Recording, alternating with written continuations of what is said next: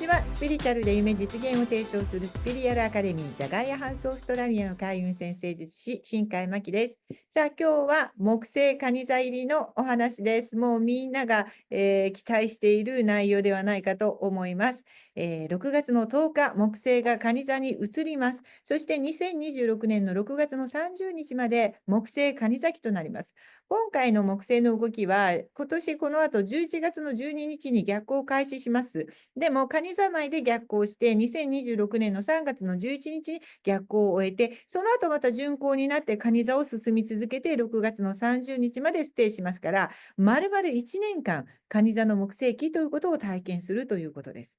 そして、木星というのは拡大の惑星で、代表的なベネフィック、つまり基地星です。ですから、蟹座木星期の恩恵を受けるべく、1年の計画を立てておくというのはとても大切なことなので、今日は木星蟹座期のお話ということになります。ちなみに私たち先生術師は、例えば私も一冊雑誌の、開運、12星座別の最後のね、ページの星読みを担当してますけれども、そんな風に、今年のラッキー運とか、今月のとかですね、そういうのを見るときに、木星を基本的に見るわけです。木星とか金星の基地星が一体どこにあるかっていうことで、ラッキー運を見る。だからとても大事なんですね。そして木星っていうのは、とにかく何でも広げてくれますから、私たちが木星に何かを拡大してほしいと思うならば、木星の動きに合わせた計画を立てるということがとても大事なんです。私もこのビジネスをずっとやっていますけれども、すべて木星の周期に合わせた、木星が今年こういうことを拡大するよということを忠実に守ってやってきて、そしてこの12年周期、うまくいっていますので、ぜひ皆さんもですね、木星を追いかけるということをやってみていただければいいかと思います。で、まずですね、皆さんにやっていただきたいのは、生まれた時間がわかる方は、ご自身のバースチャートを出して、その蟹座の0度のところが皆さんにとって何ハウスに当たるかっていうのをチェックするというのが一番おすすめです。例えば、4ハウスでしたら、あなたにとってはそれは家族だったり、10ハウスだったら仕事だったり、6ハウスだったら健康だったり、3ハウスだったら学びだったり、そこがあなたのこれから1年間拡大していく場所なんです。ですから、例えば4ハウスだとして、家族が増えるとか、ちょっと計画をね、立ててるんだったら、家族を増やす計画もいいですし、家そのものを拡大してみる、ちょっと大きな家に移り住むとか、引っ越してみるとかもいいですし、木星があるその場所を自分から自ら積極的にそこにテーマを絞って拡大していくということをするということは、まずそれがラッキー運につながります。で、例えば、でも10ハウスじゃないんだけど、仕事を一生懸命やりたいという人もいると思います。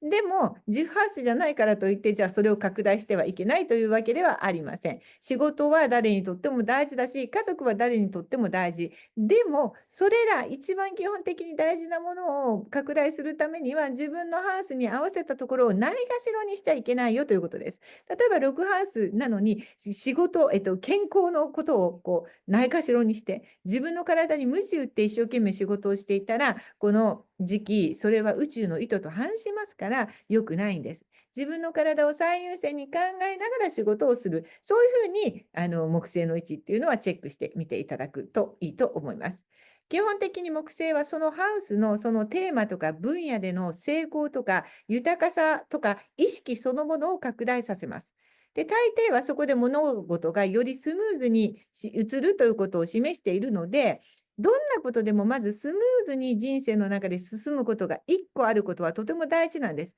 で、木星のある位置をやった方が楽だよということです。で、これも話が長くなるけれども、これは私は脳科学と心理学を学んで、それらを融合した、コーチング講座と、それからマニフェステーション実現プロジェクトというのを提唱してまして、その中で言っていることなんですけれども、とにかく何をやるかとか、どんな知識があるかとか、どんな仕事が当たるかとかではなくて、周波数さえ高ければ何がやっても当たるよということなんで、だからみんな周波数をまず上げろということをこのプロジェクトではやってるんです。で、周波数に合った人生になりますから、高い周波数の人には高い周波数の幸せな人生がやってくるということなんですね。じゃあ周波数を上げるために、いくつかそのプロジェクトではだからテーマがあって1個ずつやってくるんですけれども、今ここで皆さんに言えることは、一つでも物事がスムーズにいっているということが大事なんです。何もかもなんかプライベートも何もうまくいってないわという人はどんどん周波数が落ちちゃうから、簡単に今このテーマは今年1年スムーズに拡大するよということを知っていれば、まずそこをスムーズに動かし始めることで周波数が上がってくるから、仕事運も健康運も全部一緒に上がってくるということです。ですから、木星の蟹座のハウスを知っておくということがとても大事です。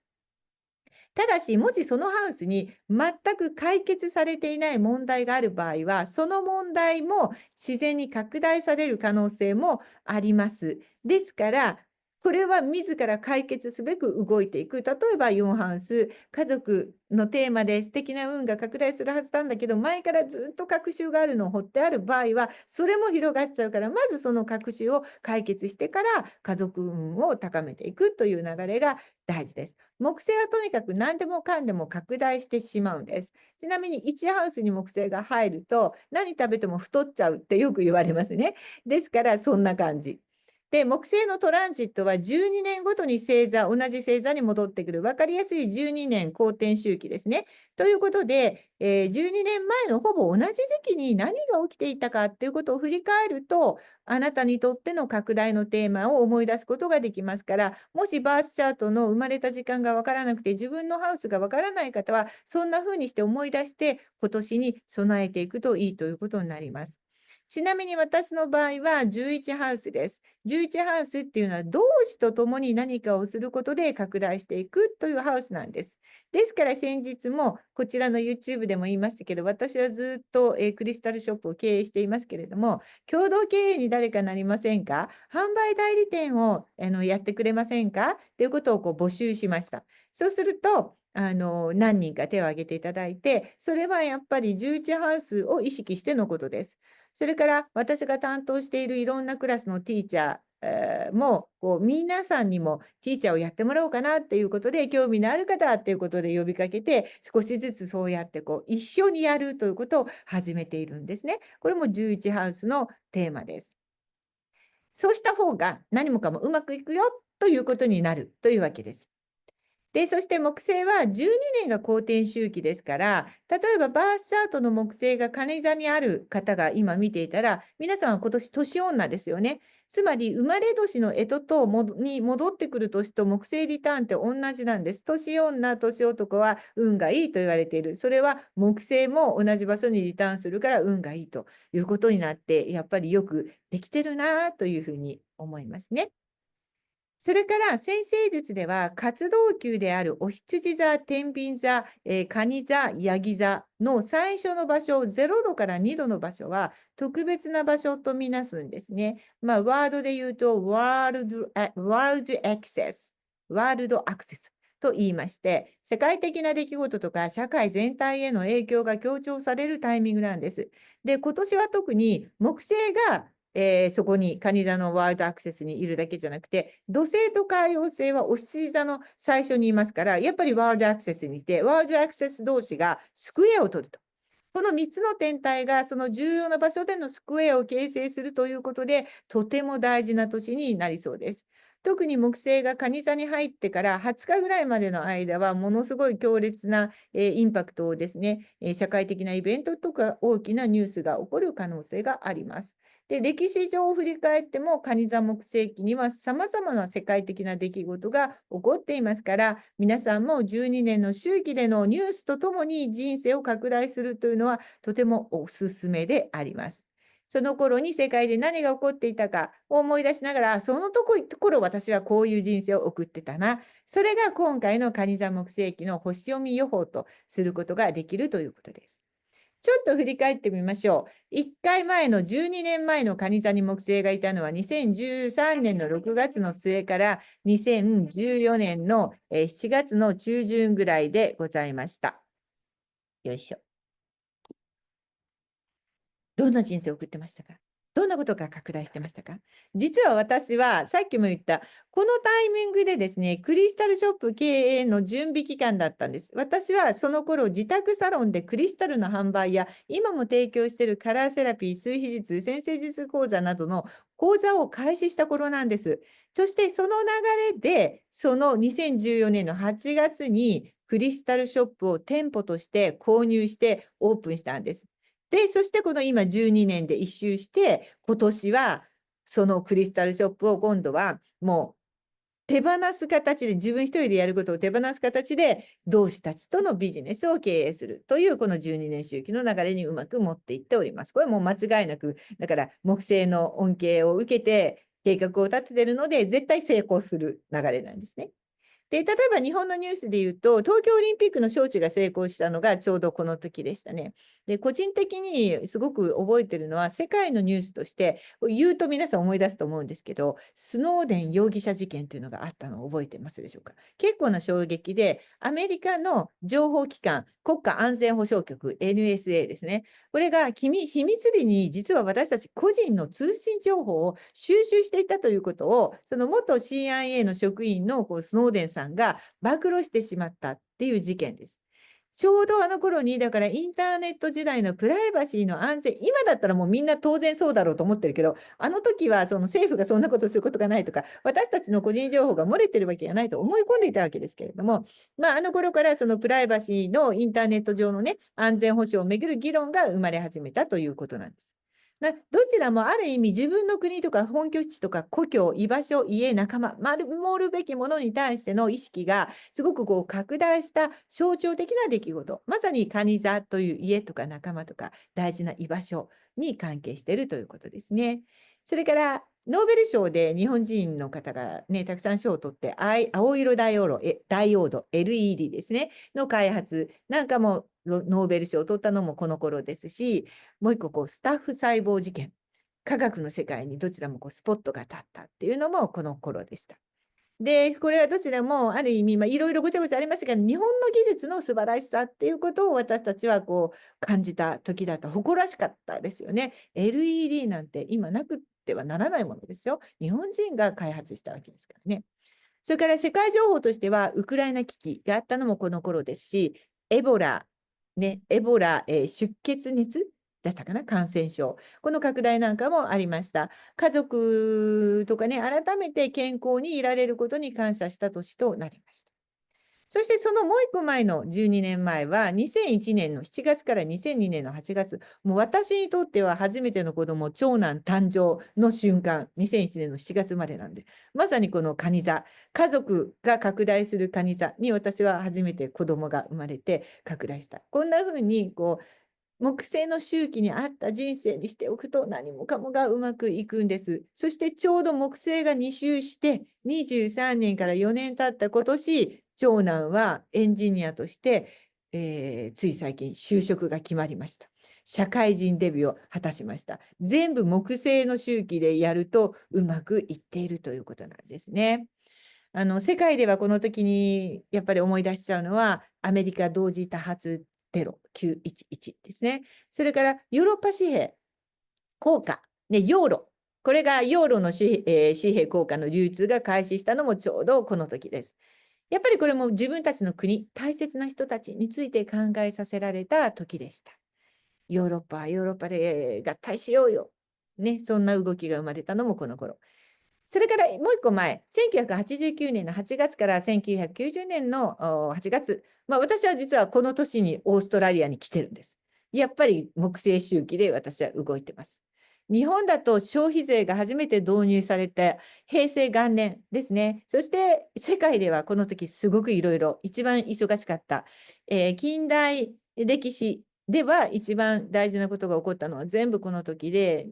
1989年の11月の10日、いつもここでよく言ってますけど、1989年の11月の10日は世界で最も素晴らしい勘違いから2つの国が統合したあの事件、ベルリンの壁崩壊。これもまさに蟹座。みんながもともとドイツの方たちが自分たちの同じ家族、国、切り裂かれちゃった人たちが合体したっていう、まさに木星蟹座期らしいエネルギーでした。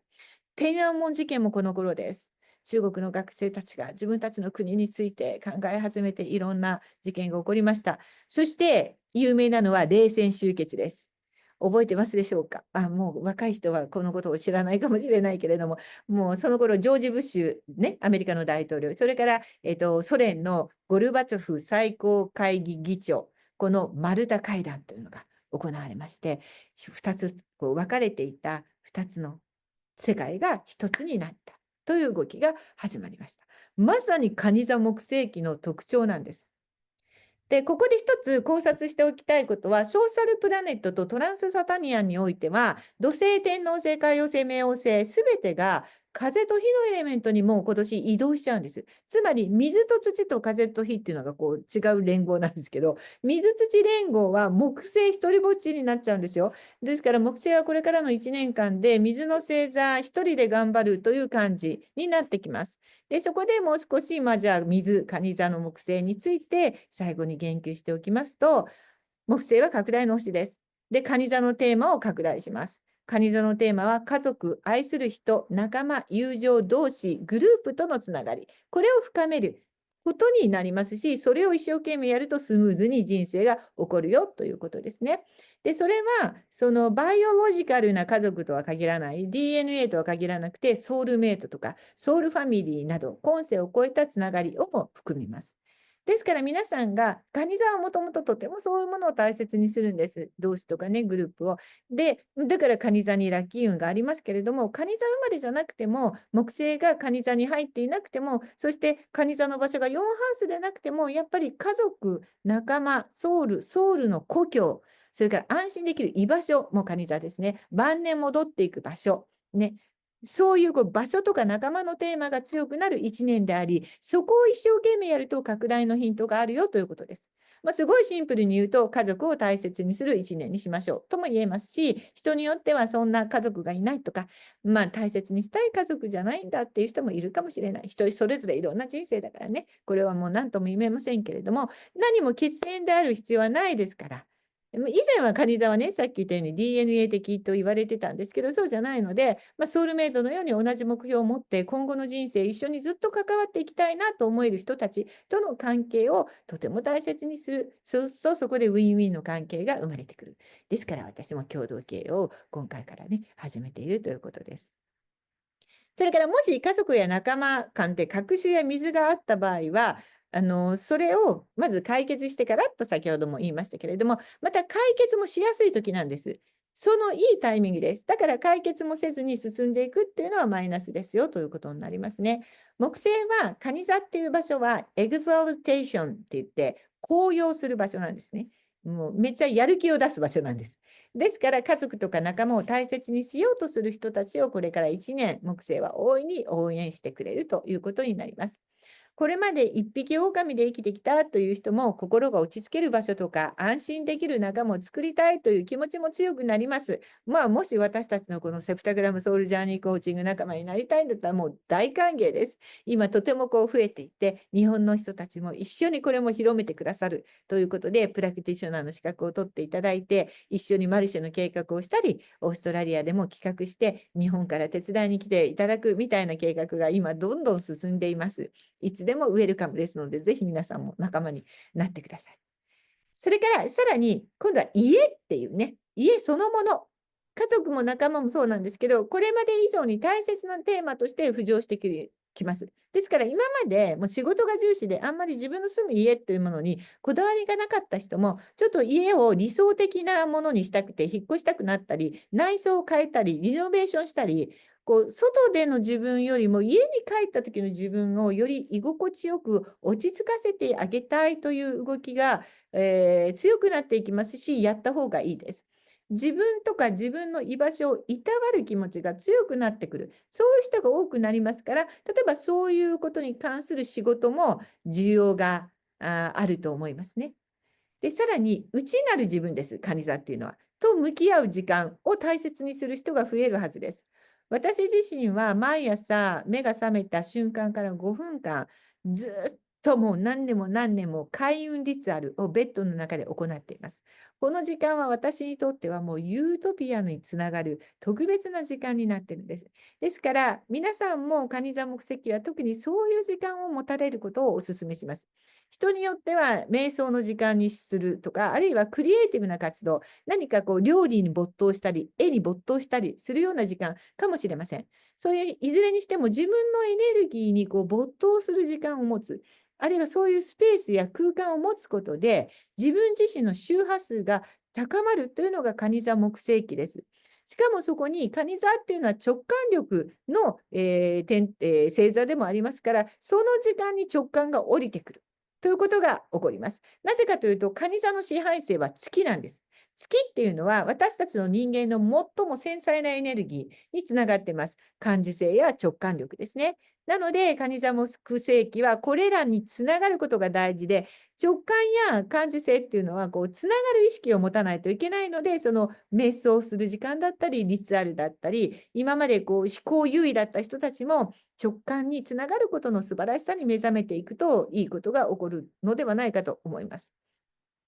私は先ほどからメンションしているコーチング講座とかマニフェステーション術プロジェクトを実施していますけれども、その中でね、嫉妬と怒り、これネガティブな感情で最も周波数を下げるので、持っていてはいけないんですけれども、みんな持ってるから、持っていたら、ここに成長のヒントが隠されているので、この2つの怒りと嫉妬のエネルギーをインスピレーション、またはインスパイアっていうエネルギーへ変換することができれば、一気に人生が拡大するよと教えています。ですから、それを変換するっていうのが、そのコーチング講座内でやるホームワークだったり、プロジェクト内でやるタスクなんですね。で、木星は何でもかんでもさっきから言いますように拡大させますから、蟹座にあるときは月のエネルギーを拡大して、月には直感と感受性を刺激する力があるから、怒りとか嫉妬とか、そのエネルギーをすごい拡大させちゃう可能性はあるんです。でも同時に今言ったインスピレーションとか、ひらめきに変える力もあるんです。ですから、木星蟹座期にこのすべての周波数を下げるエネルギーを上げるエネルギーに変えていくというワークをされることがとてもおすすめです。では最後にまとめておきます。2025年6月10日から木星蟹座期は家、仲間、国、ルーツの再評価と拡大の時です。これまでの木星の蟹座期を振り返って共通するテーマは守るべきものの価値に気づくことだったり、家族とか故郷とか、ソウルメイト、心の拠り所、大切な居場所をきれいに大切にする、守ろうとする、自分で自分の大切にする、そういうことをしていると、人生が大きく動くよというエネルギーになってます。で、同時に自然と家族の絆を高めたいという気持ちも高まりますし、社会とか地域社会ね、コミュニティへの関わりも増えるし、国とか自分の文化へ誇りを持つ流れも起こってきそうです。ナショナリズムが高まる。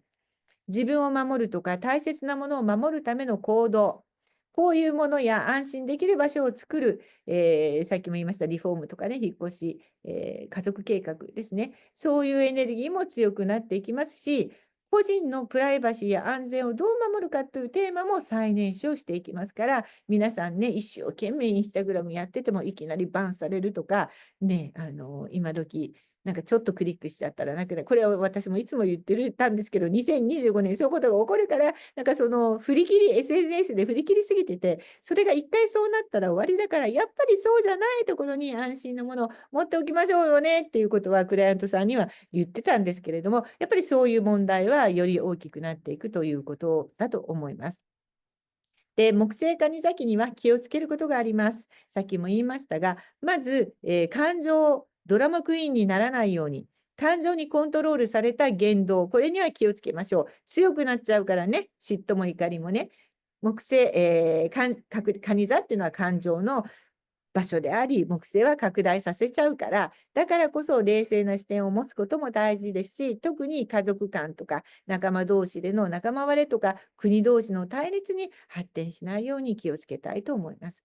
でもう一つ気をつけるのは、蟹座の木星は、蟹座木星持ってる人もそうなんですけど、守ることにすごく執着して、守りたい気持ちが高まるあまり、排他的になりやすい。それから過剰な不安を抱えたりする可能性もありますし、親の場合はすごく子供に過保護になってしまったり、あるいは友達にも余計なおせっかいをしてしまう、そういう可能性がありますから、違う価値観を持っている人っていうものをそのまんまで受け入れる、変えようとしない、守りすぎないということは意識した方がいいと思います。そして開運のヒント。自分の家を心地よい居場所へ整えるという意識は、この1年、ぜひ皆さんやってみてください。普段家に固執してない人も、家をきれいに磨く、掃除する、整える、いらないものを捨てる、そして自分の居場所を持つということがとても大事です。で、その整った場所で、内側の自分の声を聞く時間を持ってください。私のように毎朝のリチュアルだったり、5分の瞑想、クリエイティブな時間です。で、これに関連してなんですけども、蟹座の入り口は占星術では IC といって地球の内側に一番近いところなんですね。そして蟹座は母星でもありますから、まさにマダーアースのエネルギーにつながる場所なんです。ですから、マダーアースの恩恵であるクリスタルとかハーブとか精油は、蟹座木星記の完全なる開運ツールです。なので、私の一番のおすすめは、マカバ水晶とともに、クリスタルグリッドをね、作っていただいて、どんなものでもいいです。クリスタルボードね。マカバ水晶を置いて、そこにクリスタルグリッドを家に貼っておいてください。そうすると家もきれいに守られますし、蟹座の木星記のエネルギーが全部入ります。さらにそのグリッドをね、置いとけば勝手に家を浄化させてしてくれるんですけど、1日3分でいいので、自身のボディとマインドとスピリットにつながる時間を3分間だけ持ってください。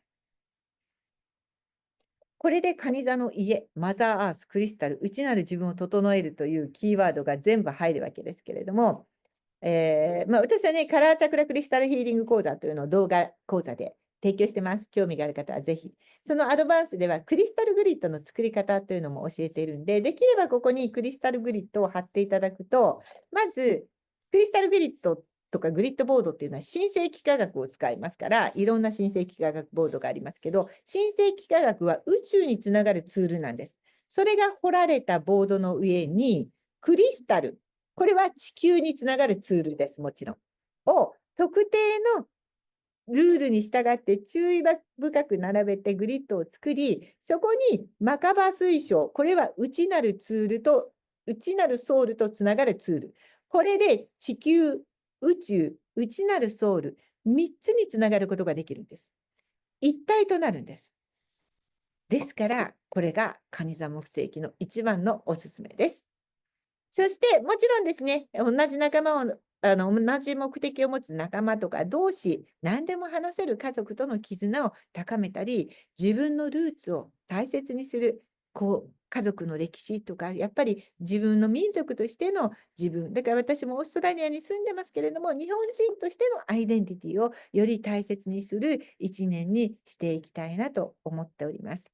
で、ちなみにこれはまたどこかで、別動画であげますから、ずっと来ているメッセージはもう日本人がどれだけ素晴らしいかということに日本人の皆さんが気づいていく時期なんだよということなんです。私たちはアメリカよりも小さな国かもしれない。中国よりも人口は少ないかもしれない。オーストラリアのように広い土地があるわけではないかもしれませんけれども、一人一人のソウルの中に特別素晴らしいものが入ってるんです。これは日本とかね、やっぱりインドとかもそうですけれども、やっぱり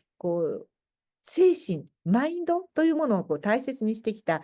国じゃないですか。インドももう仏教が生まれたお釈迦様誕生の地でもありますし、そこにものすごく宇宙の期待がかかっているというメッセージがたくさん降りてきております。ですから、ぜひ今こそ日本人であることやインド人であることを皆さんが誇りに思うべき